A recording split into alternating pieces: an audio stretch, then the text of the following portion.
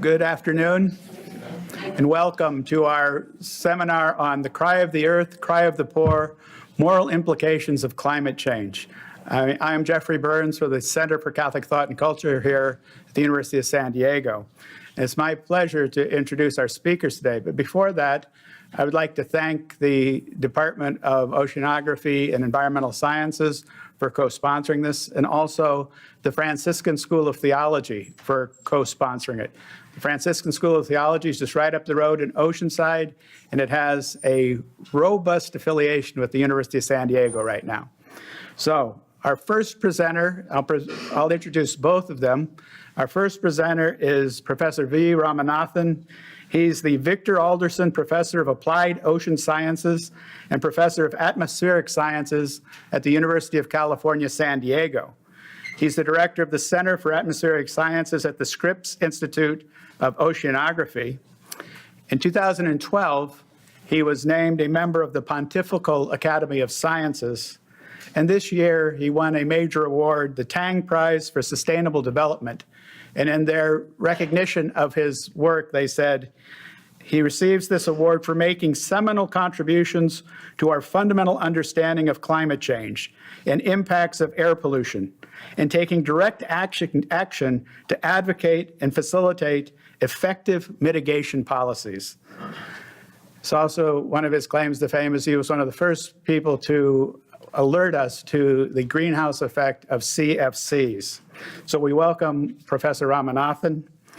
And speaking with Professor Ramanathan will be Father Martin Carbajo Nunez, currently teaching at the Franciscan School of Theology, but he also teaches at the Pontifical University Antonianum in Rome and the Pontifical Lateran University in Rome as well, teaching in ethics and communications. Professor Carbajo studies the relevance of the Franciscan intellectual tradition in formulating a global ethic and facing the challenges of the new digital age. He has many publications, but his two most recent are A Free and Fraternal Economy, The Franciscan Perspective, and more currently, Sister Mother Earth, Franciscan Roots of Laudato Si.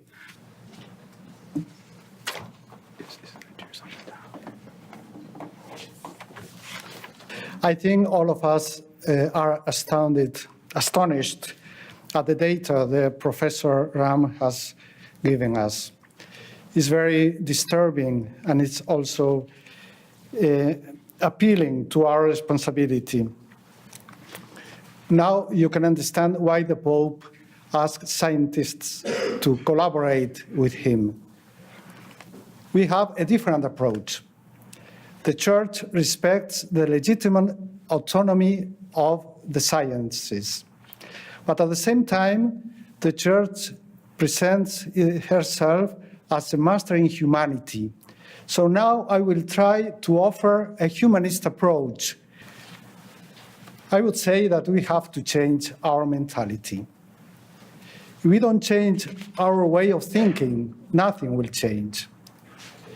Because, as many people think, business is business. Okay, we have to do this, but let the others do that. I will do business.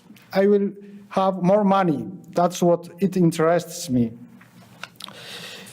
When Levinas and Martin Buber, for instance, after the Second World War, they were, as you know, they were Jews, Hebrews.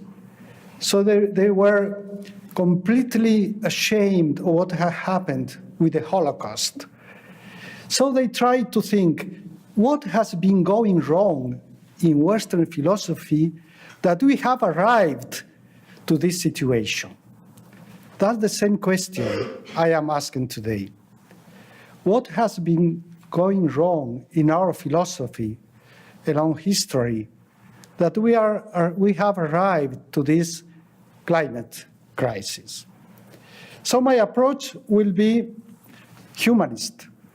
And I can summarize it in two sentences. This one taken from Laudato Si: there can be no ecology without an adequate anthropology. So we have to change the anthropological conception that is behind our way of seeing reality. The second sentence that can summarize what I am going to tell you is this other taken from Laudato Si 2. The need to overcome the healthy dualisms that left a mark on certain Christian thinkers in the course of history. So let's start. In my presentation, I will assert the need to overcome the ontic and ontological dualisms that have led to the technocratic paradigm, the throwaway culture, and a dynamic of permanent conflict at all levels. The thesis of human exception, so that thesis that says that humans are exceptional, different from any other creature, grounds on those dualisms to accentuate the separation between men and the other beings, giving rise to a despotic and irresponsible anthropocentrism. To overcome the current social environmental crisis, we need to assume a relational paradigm and a spirituality that can motivate us to a more passionate concern for the protection of our world. We are in such crisis that I think we have to change our way of seeing reality and also our way of presenting theology in any aspect of it. The encyclical Laudato Si promotes a comprehensive conception of ecology and anthropology. In nature, it says, everything is connected, and therefore the ecological must not be reduced to the green. It should not be considered as something alien to social dynamics and human interaction. I like that sentence that Paul Benedict said. The external deserts in the world are growing because the internal deserts have come so vast. So I have prepared a very long dissertation, but afterwards I was told that just 15 minutes. So I will tell you only the first part, is this one. There were 3 of them. Essentialist anthropology and throwaway culture. In Western culture, the relationship between humans and the environment has been interpreted usually from the viewpoint of an anthropocentric ideology. With modernity, this perspective receives new impetus to the point of defending the absolute dominion of man over nature and over his own body.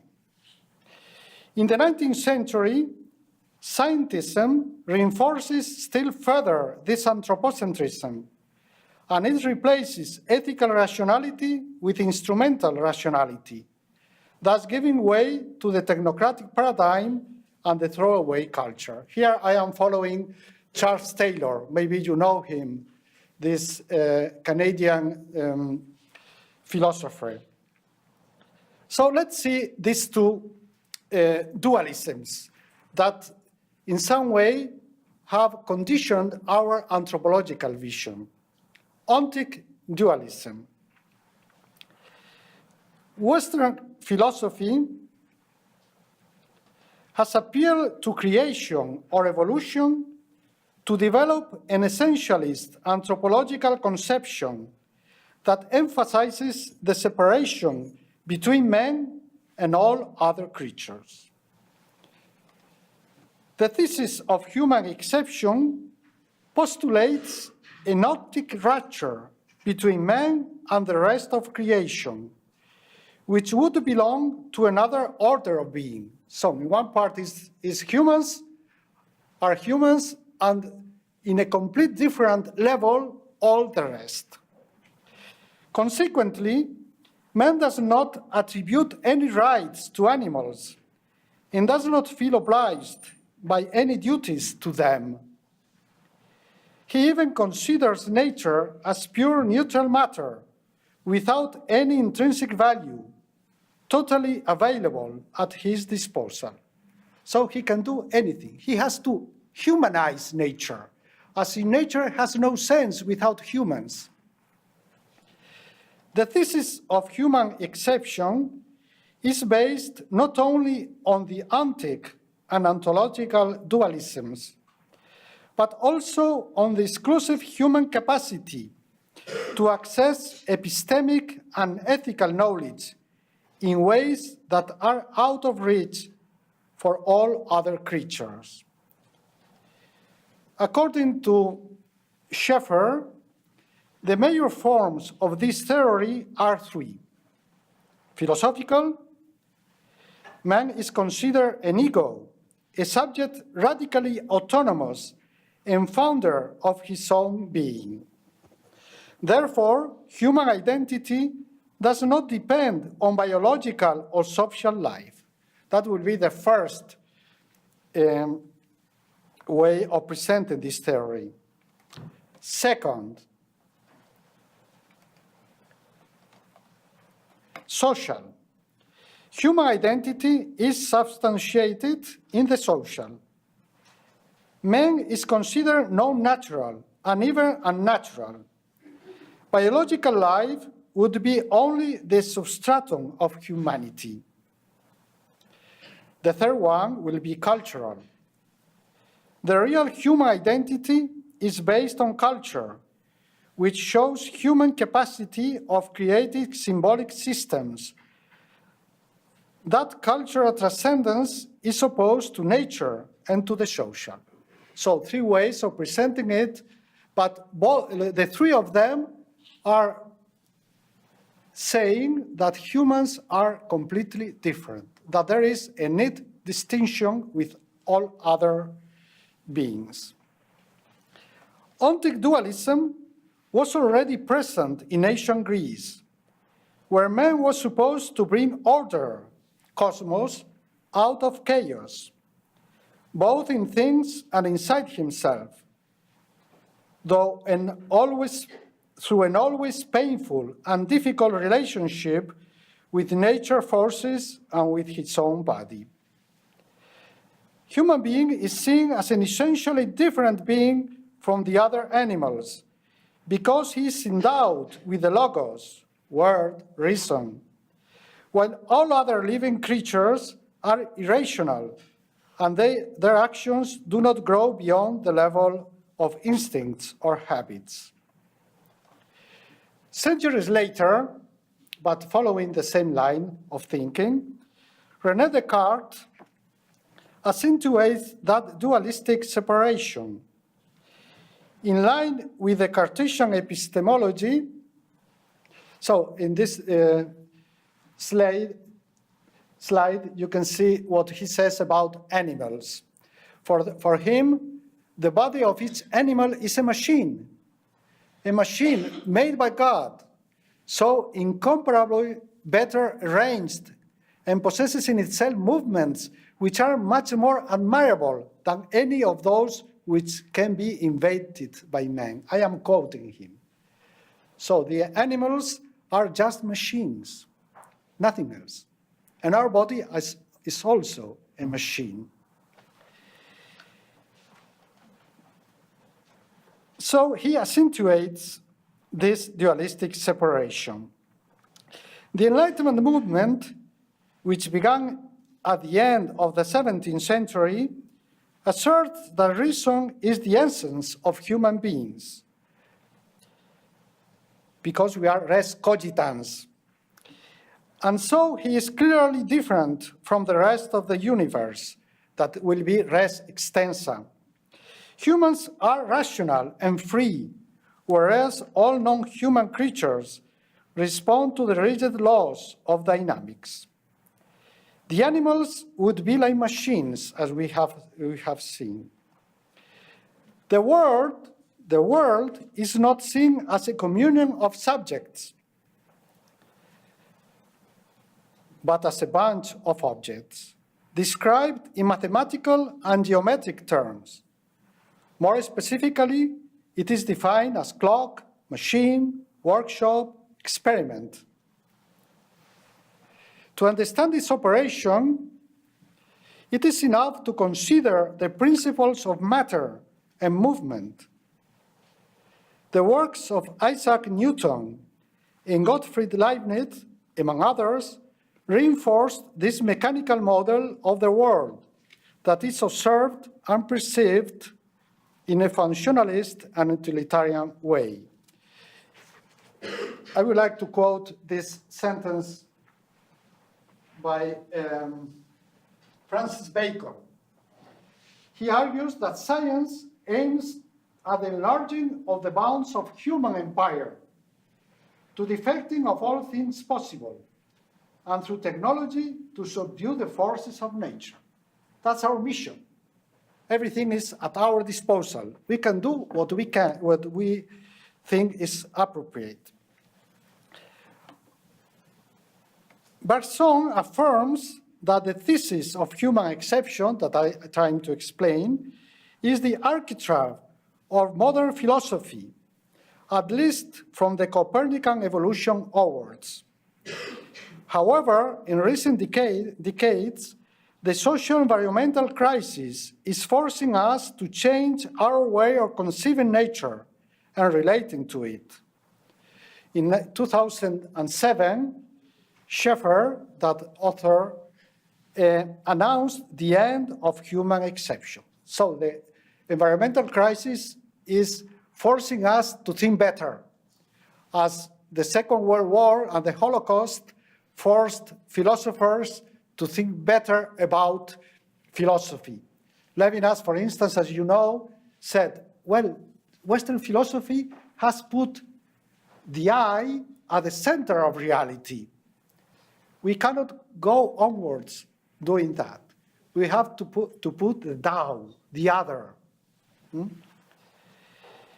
Ontic dualism is also behind a disembodied spiritualism that avoids any personal involvement in the solution of social and ecological problems. Instead of trying to change the structures of injustice and domination, it appeals to resignation in front of the inevitable evils of this valley of tears. As you know, many times, a spiritual life has been described as climbing the mountain. So we have to climb the mountain. At the end of the mountain is God waiting for us. So as we climb, we are purified of every material connotations in our life. So our soul is being purified, and when it is completely clean, our soul can meet God. That's a bad interpretation of what the mystics say. So if we understand this in this way, we are doing that ontic separation. Material things are to be despised. The only thing that counts is the spiritual thing. So we have to liberate ourselves of anything material. That's not the mystic way. The mystics, as John of the Cross says, as we ascend into God, is not to abandon the world. Because in God, we perceive the real entity of everything that has been created. And in everything that has been created, we perceive God. So that image is okay, but you have to understand it properly.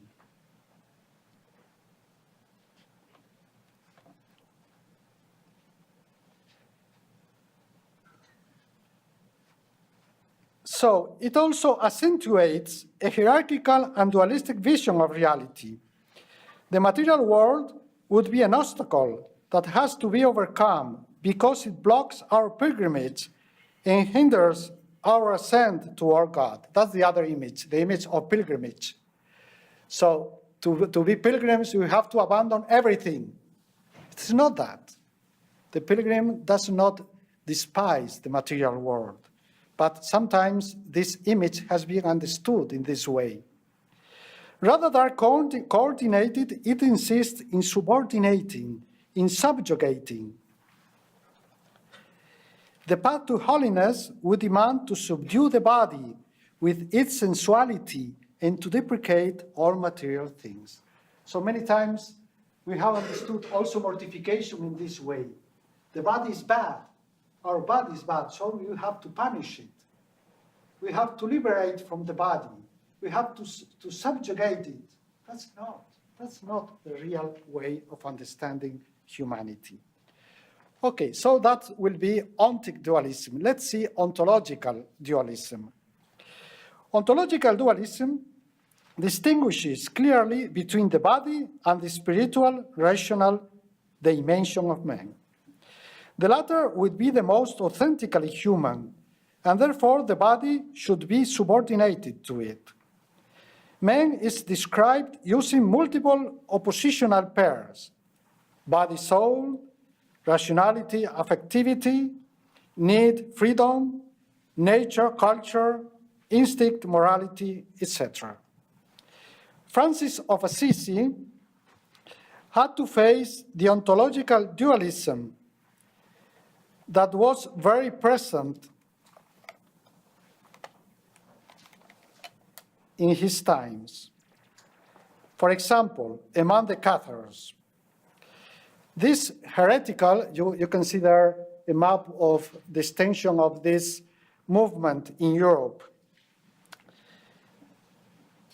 This heretical Manichaean and Gnostic movement despised everything visible and material, including the human body, which would have been created by Satan, the evil god of the Old Testament. The human soul would belong to a completely different realm, as it would have been created by the good God of the New Testament. Consequently, the Cathars deprecated the body as an undesirable prison for the soul and as something material, completely alien to it. Even Christ would have not had a real body. That was only apparent. Later on, Descartes makes a net separation between the rational soul and the body. The first will be the essence of man, who is characterized by his ability to think, res cogitans, as we have already said, while his body would be a material addition that does not differ substantially from those of animals.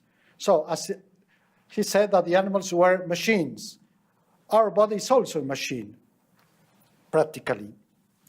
Both dimensions of the human being will come into contact through the pineal gland.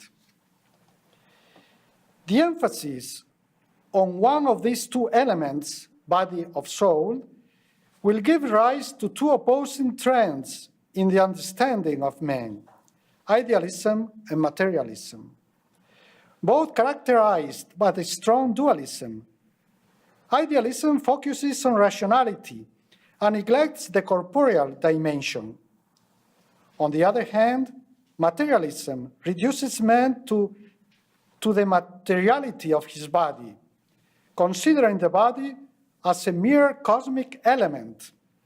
In fact, the modern anthropocentric affirmation and the Enlightenment optimism coexists with reductionist anthropologies that deny the spiritual dimension of man and declare him a necessary prisoner of both his impulses and social conditioning.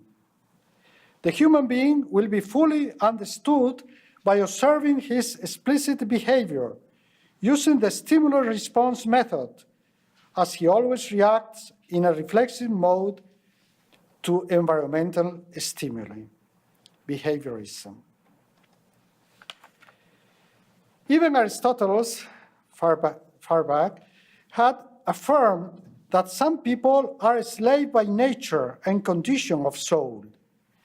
Slavery and colonizing imperialism were also justified by denying that the barbarians and the discovered Indians had a soul.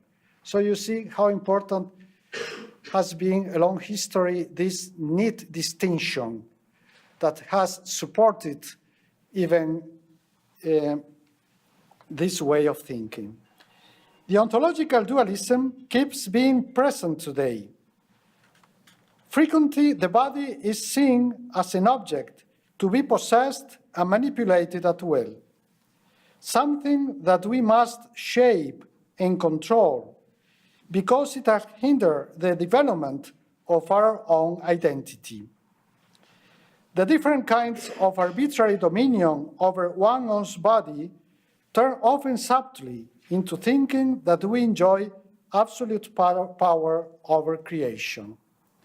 Well, that is my presentation. I think I have already gone more than 15 minutes. Basically, I will try to complement what Professor Ram has told us before. In order to change and to face the environmental crisis, I am convinced that we have to start changing our mentality. The mental ecology must go together with the measures, what we can do. Because if we are not convinced that caring for the earth is important for us, that to get to God, we have to discover Him in nature. If we don't think that, we think that that is something we must do because it is convenient, we never do enough. Thank you.